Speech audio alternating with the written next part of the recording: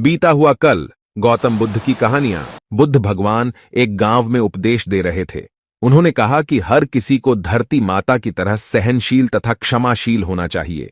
क्रोध ऐसी आग है जिसमें क्रोध करने वाला दूसरों को जलाएगा तथा खुद भी जल जाएगा।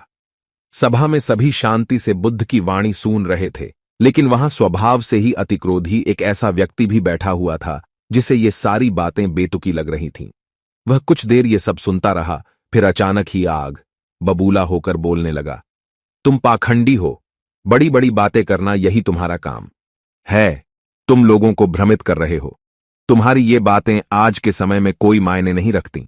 ऐसे कई कटु वचनों सुनकर भी बुद्ध शांत रहे।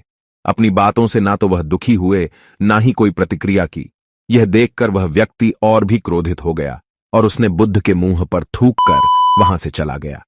अगले दिन जब उस व्यक्ति का क्रोध शांत हुआ तो उसे अपने बुरे व्यवहार के कारण पछतावे की आग में जलने लगा और वह उन्हें ढूंढते हुए उसी स्थान पर पहुंचा। पर बुद्ध कहां मिलते, वह तो अपने शिष्यों के साथ पास वाले एक अन्य गांव निकल चुके थे।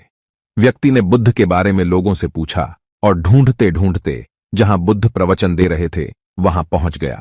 उन्हें देखते ही वह उनके चरणों में गिर पड़ा और बोला, मुझे क्षमा कीजिए प्रभु। बुद्ध ने पूछा, कौन हो भाई, तुम्हें क्या हुआ है, क्यों क्षमा मांग रहे हो? उसने कहा, क्या आप भूल गए, मैं वही हूं जिसने कल आपके साथ बहुत बुरा व्यवहार किया था।